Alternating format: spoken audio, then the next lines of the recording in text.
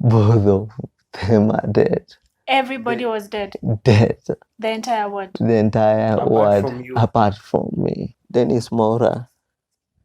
Denis Mwaura, I was not responding. And the doctor confirmed I'm dead. Say your name, you demon. Where did you come from? Bro, I'm like, I'm Denis Mwaura.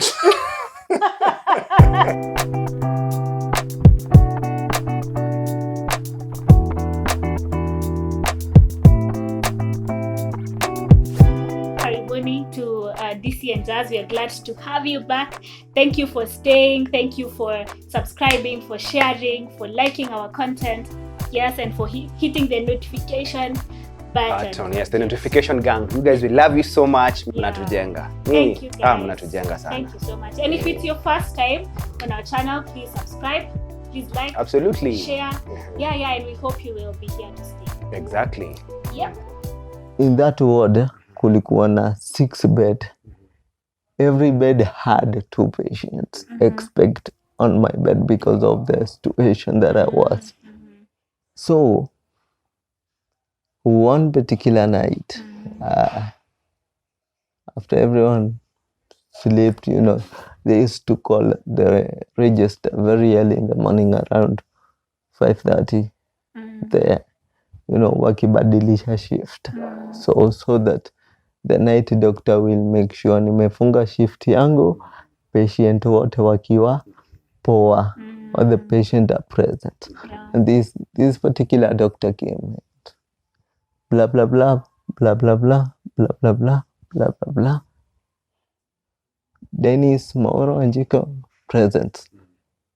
The other ones didn't respond. Nobody responded. Nobody responded. The whole ward. The whole ward. That's like 10 people. Those are 10 people. No one is responding. I was the only one who was present. This doctor decided to go and check on them. And he was like, wow, both of them are dead. Everybody was dead. Dead. The entire ward. The entire ward, apart from me. So this doctor had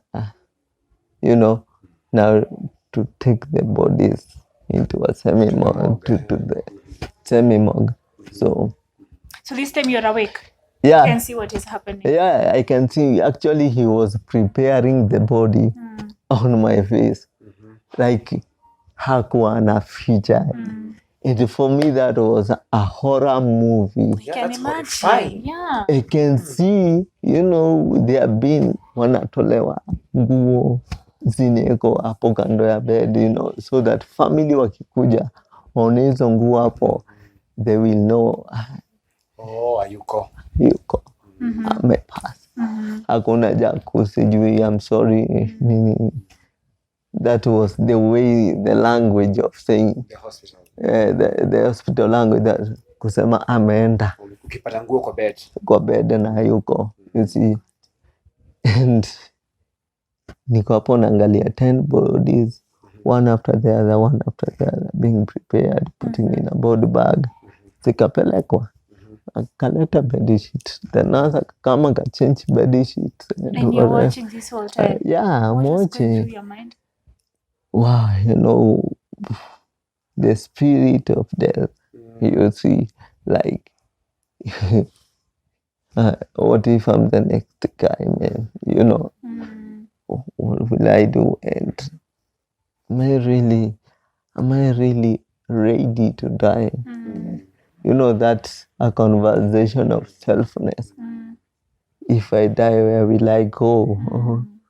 What will happen when I'm dead? So, but the thing is, I knew script, so I had to go deep into it, like. Ushaikutana na mlevi mwoga. He can shout. Ni mwoga lakini shouting yake itafanya uone this is a lion. You see, that is hope that I had, like, okay, I know it can happen.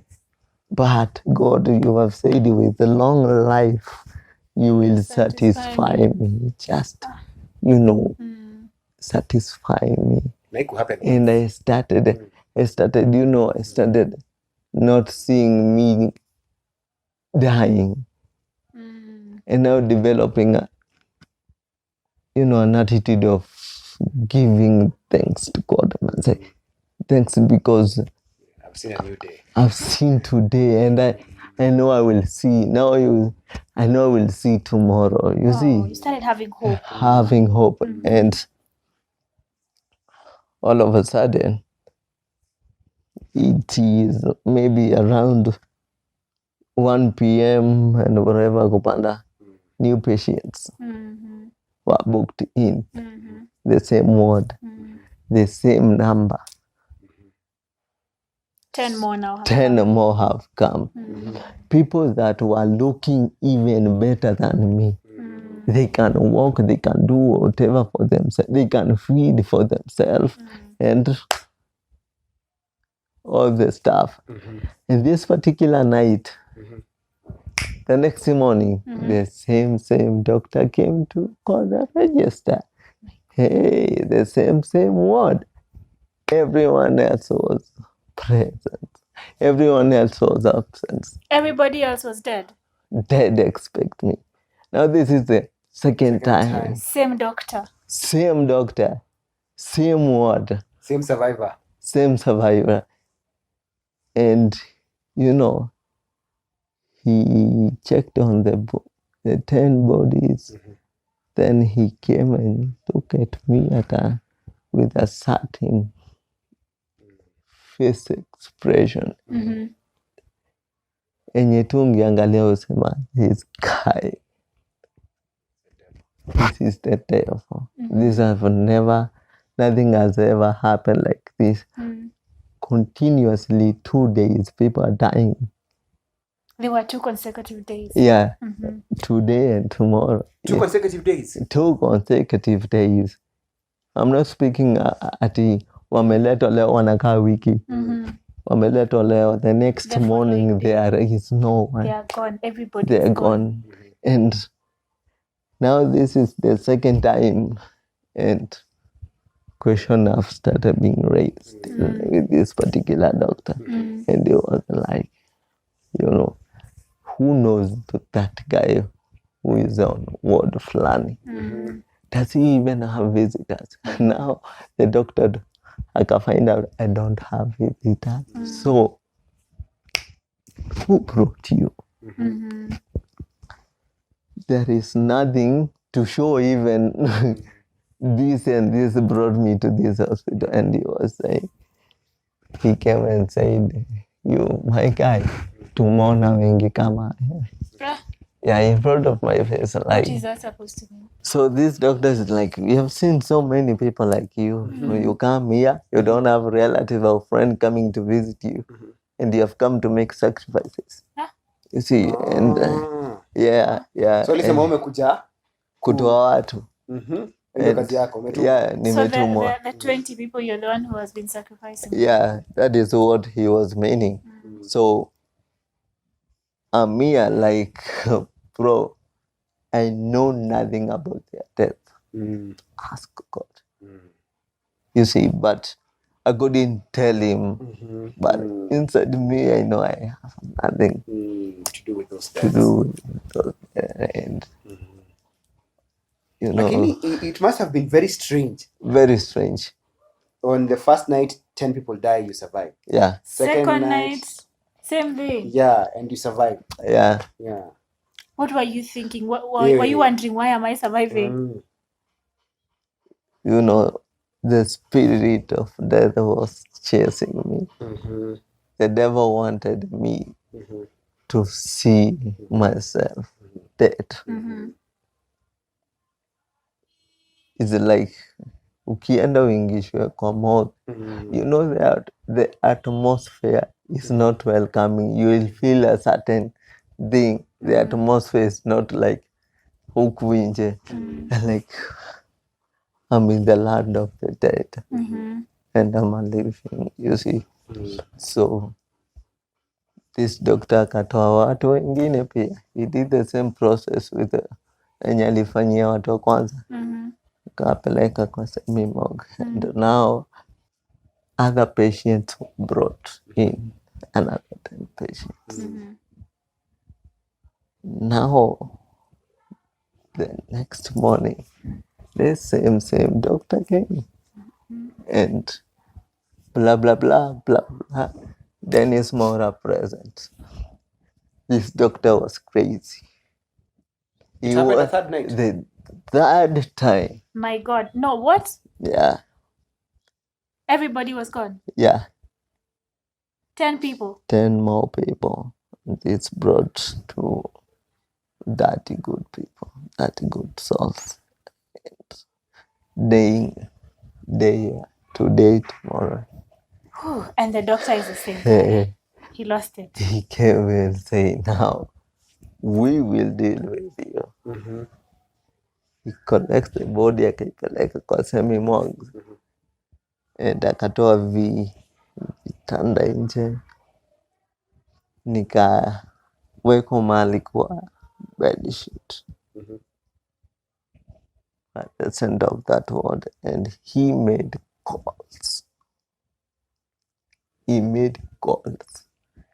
And everyone that was available, and he knows how to, to cast out demons and pray.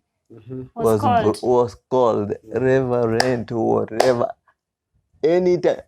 Bora tu unajua the grace. You're welcome to this party. Kwa sasa wanaona wewe ni shaito. This is the devil. Now, I'm at the center. Unaombewa. More than 40 people came to pray for me. To pray for you. Anointing oil. So nilitolewa nguo, tisho, toja, nikabaki na short ya ndani. And that was, the anointing was like, ushaona mandazi meingishwa kwa mafuta ikatolewa. I was shining in the face of those preachers. Nikamwagiliwa and hata kupaka mafuta ulimwagiliwa mafuta. Kumwagiliwa. Ulibaptiziwa nayo. Have you ever seen a deacon not even a bishop being ordained? That's how they were doing it. Sasa lazima watoe hiyo demon. The demon. And this pastor came and grabbed me on my face. He was, say your name, you demon. Where did you come from? Bro, I'm Denis Mwaura. Yeah. Okay, because that's your name anyway. That's my name. So here I am because of what nilikuwa nimego through, because after that prayer niliuliza God a lot of questions. Why are you allowing me to suffer in every place that I go? This is not fair. And so I told God, instead of them dying, let me carry the cross. And that will be fine with me. I will be okay. And I will be at peace. So this particular morning, the doctor came in to call the register, blah, blah, blah, present. Denis Mwaura, I was not responding. And the doctor confirmed I'm dead. And for him, good riddance. Yeah. Celebration, finally. The mission is accomplished. The trouble is gone. The trouble is gone, and I was, and I was taken to a semi-morgue. Niko kwa semi-morgue. You're there, the dead bodies, ama you are? Yeah, I'm in a body bag. Body bag. But in my mind, I knew I'm in a hospital bed. So I'm there. This particular day, someone died, and the morgue attendant amemrush on top of me. My God. And I came back and I was like, what's happening? And I wanted to, to remove the blanket and cover to see what is happening, because in my mind I'm in a hospital bed. Ukashanga nini kuangukia. So I tried, and all of a sudden he carrying, this is not a blanket. And you see how you feel like I'm gonna wear my clothes. And I realized I was naked. At this point in time, are your hands back to working? Yeah, Okay. they are working. And healing, because I saw how they prepare the body. So I knew what had been done to you, what you had been seeing. Yeah. So this particular guy, the morgue attendant, alisikia ni kama nimemove. So he had to chill and listen again. And he was like, am I hearing my things or what? And on my other side, I had to stop. Ive tumenyamaza, tumepause, unanipimia na kupimia. So like, you want to hear something, and I want to hear something. And this guy, akaona, this is bullshit. Let me walk. Okay. He walked out, but he never, hakuenda mbali. Just beside the door. Now I had to open the body bag very slowly. And I started crawling towards the door naked. My God. And now za huyu zilikuwa zimeshika. He was smoking. Now he could hear something is coming, but he had to smoke so that, ikatike angalie vizuri. So on the process of coming, he met me. The guy, sijui kama msali alirudi job. I don't think that guy had ever gone back to that place again. Alienda? Yeah. Alitoka mbio. Yeah. So these stories are true? Yeah. The stories like that we keep hearing, and they are so hilarious. Sasa una crawl, jamaa akakuona. Akaenda. What was going through your mind? See, this guy akaenda in peace. So he was screaming, amefufuka. And the whole hospital was, who? Now, even he's saying that, and then mwangalia amefufuka, and he's running away. And people are coming. Yeah, people are looking at me at a distance, like, they're thinking you're a ghost. I have a tag here, written my name here, here on my head, written my name. And I'm naked at the doorpost of the semi-morgue. Who will come? The devil died and resurrected. Yeah. This devil is dangerous. Now people are looking at me at this other end. Everyone was, who is that guy? Now the doctor, you remember? The same doctor? The same doctor had the story. And he was like, the devil's back again. I told you guys. The prayers didn't work. Ali to enjoy. Now, this particular nurse, Irene, akasikia. So Irene came and he saw me from a distance. Akarudi, akachukua wheelchair na bed sheet. She came and covered me and put me back on the wheelchair. And he was taking me back to the ward. And on the way, the doctor, who was the boss to this particular nurse, told him, stop.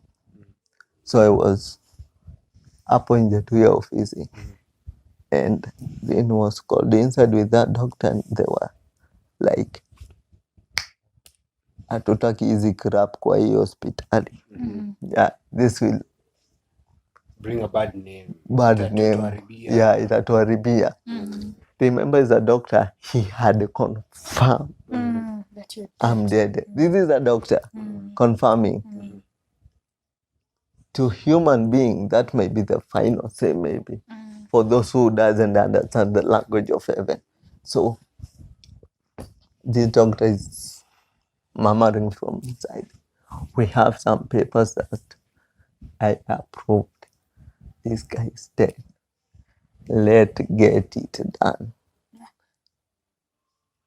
Yeah, simply he was saying they should give me now something to take me back to that sleep for good. Like, let's kill him. Let's do this. Mimi sitakubali hizi vitu zi happen. But that was not the final, saying for my life. He had no authority in my life. Nilikuwa nishapatiana authority yangu kwa God. So no one else. God was in control of my life. And he used Irene. Irene said, you know what? If you guys will do it, I'm out of it. You continue and do what? Do whatever you want to do. And she walked away. Aliniacha tu hapo. But nilikuwa nasikia. So for me, I knew now. Kataumana. This is it. This is it. Siku imefika. But there was a convincing voice inside me. And it was like, you remember with the long life, I will satisfy you. Yeah, this is now is a new beginning. And I want you to know you will not die because you have a purpose. And by Irene going, the doctor got afraid, like, nikimua alafu Irene ende aseme he will get promoted, nitatupwa ndani for the matter of this and this. So the doctor akacheza chini, and I was taken back to the ward, and within like a month nikaanza kurudi poa. I could walk, I could do things on my own. You see, medication ilianza kurespond poa. And you see, nimeka kwa hiyo hosi for good 8 months. 8 months? 8 months. Sijaiona hadi bro. Not even a friend. The people that I'm meeting, they are new friends. Yeah. So, all of a sudden, nikaponeza enda home, nipone home. Wow. And I don't know if you guys remember time Afro Cinema continue shortly. Remember venye ilikuja watu walikuwa like, I want to see Afro Cinema on Citizen. Yeah. So, before Afro Cinema, there is an instrumental that plays. Yeah. I can hear it playing in my head. Yeah. And then it will play like 2 minutes or 1 minute. Yeah. You see? So I develop a character of before ianze hivi naangusha mistari kwa hiyo instrumental. Yeah, Afro Cinema. Yeah. Kwa hiyo instrumental. The funny thing is I cannot write. And I came to realize venye lines zinakuja, I'm not even forgetting even a word. Sasa wewe unaangusha instrumental kwa kitu ya Afro Cinema. Kwa naangusha lines. Kwa Afro Cinema. Uko nagonga aje? Oh bro. Can you remember the lines now? Yeah. Nebu tell us. Chapa 2 3. Chapa hizi za Afro Cinema. Wewe director unatambua hiyo beat? Afro Cinema utupigie. The director. So like for you mighty king, mbele zako nimenile, nikikeep it real, nikipanda seed manze ya kusucceed, fall in my knees for you, nikupe praise. See, so like I was giving thanks to him, and out of nowhere, now another angel was sent to me.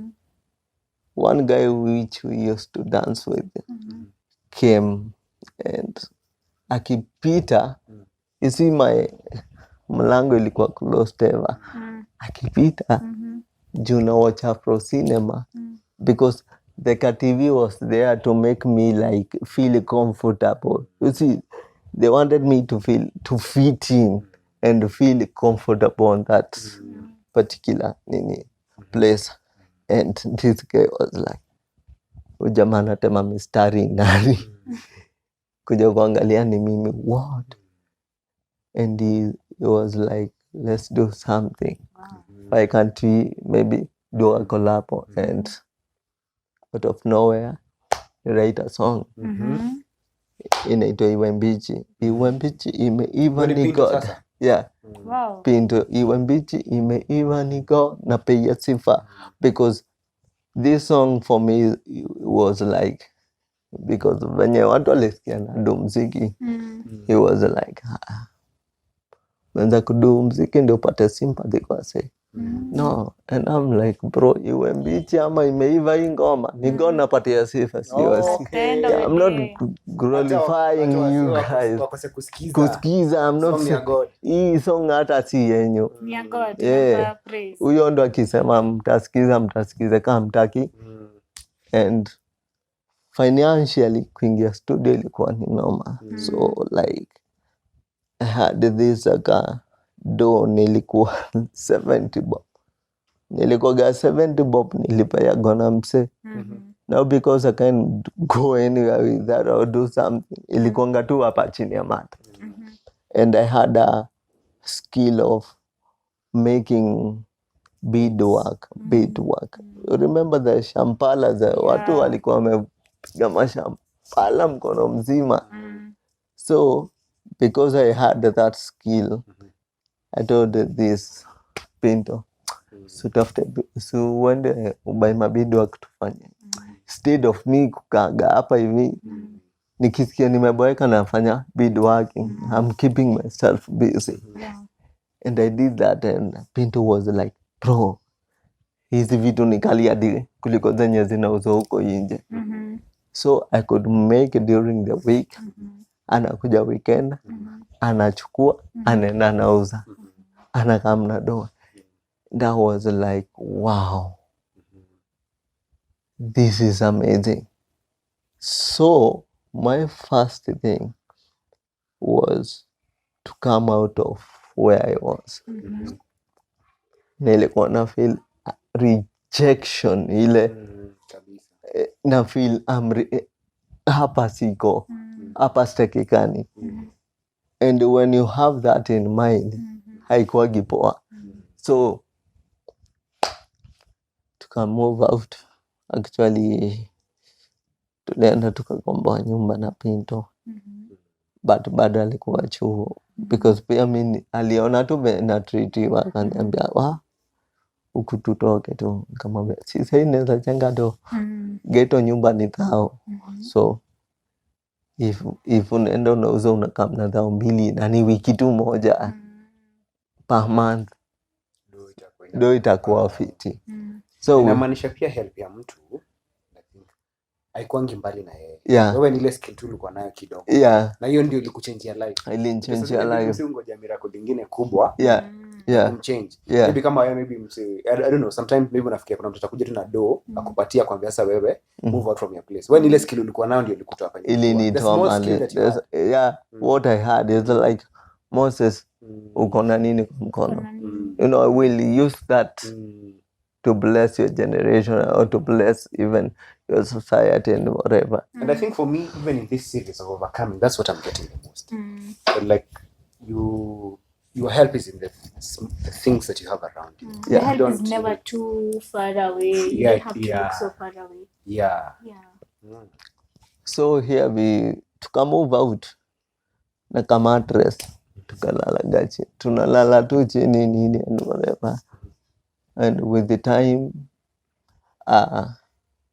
God akaanza kuleta people wenye watanionyesha, now this is where I want you to go. God atakuja kwambia, you know, enda hivi. Yeye ataikam kukwambia hivi. Atatuma msee ama atatumia tu mtu yoyote tu karibu naye. This is the way people around. Yeah, yeah. You see, I'm there like some years sijawahi enda church and whatever, making beadwork, life ikakuwa ni sawa. And all of a sudden this particular woman came and there was a medical camp in Venus Chapel. And this woman came and like, kuna medical camp, unaweza enda ukuwe checked huko, maybe you can get help. And kufika Venus walinirisi poa. And they do some checkups, they did some checkups on me, blah blah blah blah blah blah. And one of the deacon, God to alimsikia, kamwambia, no, don't let that guy live the way he came. And he came and took me and he said, what's wrong and whatever. He had a story, nikamwambia venye kulienda and whatever. So alienda kani introduce kwa pastor. And you know what he said? This is our member. And I was not a member of Venus Chapel. And nilikuwa like, I won't say I'm not a member. Because, yeah, sitachoma. Yeah, help imeka. And the senior pastor was, wow. Oh, blah, blah, blah, blah, blah. Nini, where do you live? How do you get? How do you do? And whatever. And wakaniambia, unaishi, yeah. Now, every Sunday you will be coming to church. And akanibuy a wheelchair. Wow. So nikako kwa wheelchair, so nilikuwa at least niko mobile kidogo. So every Sunday they could send a car, come and pick in the church.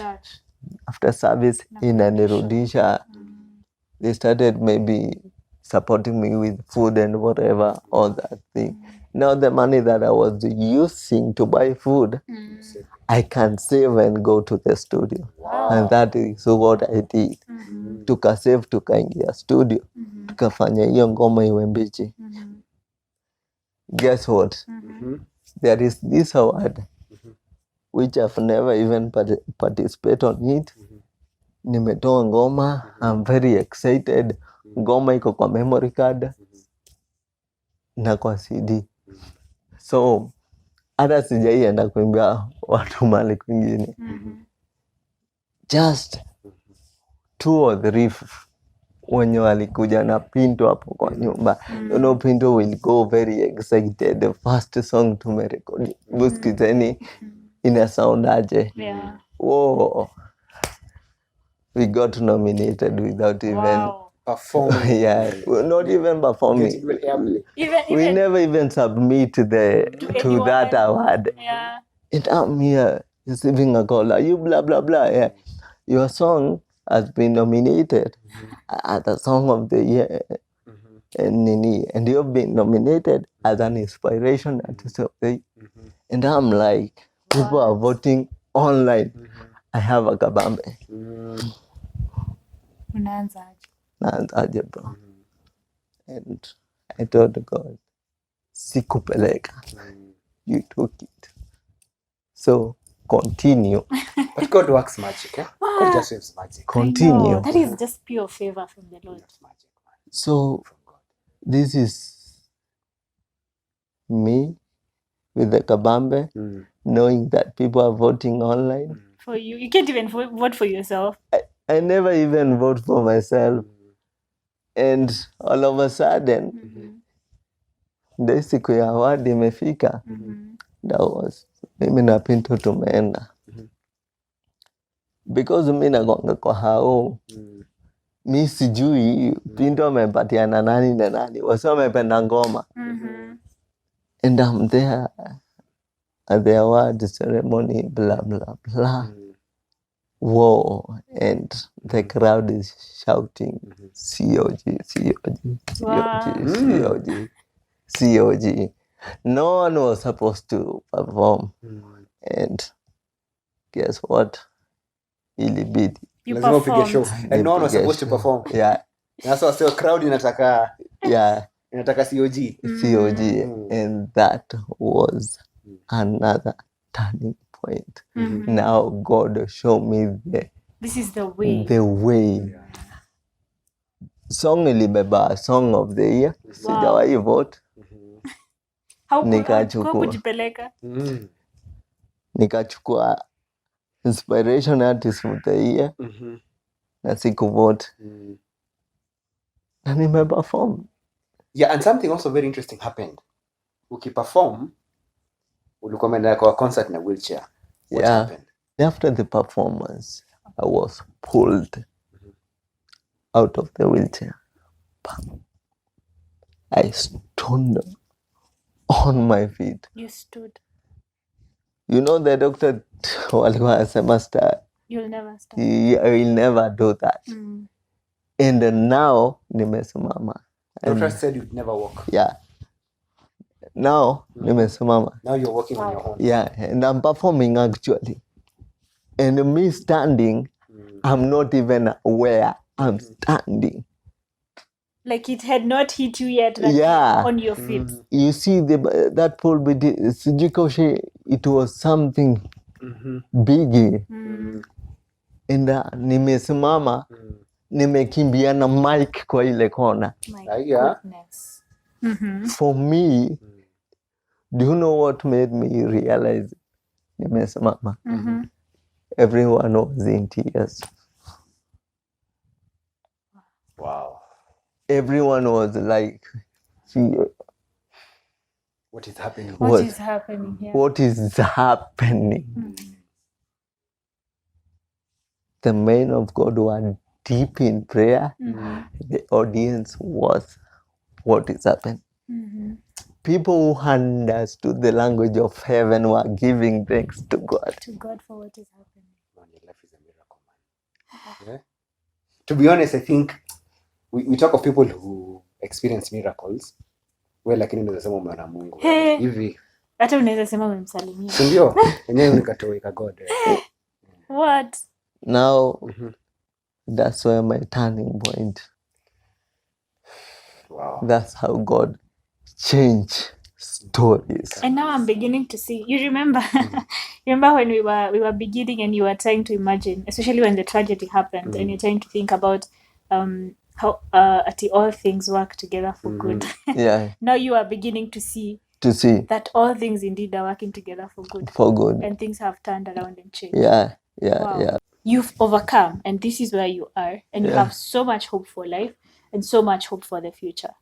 There's so much. Your music career is so promising. You've been able to forgive people. You've been able to have even beautiful and quality friendships with people around you. Yeah.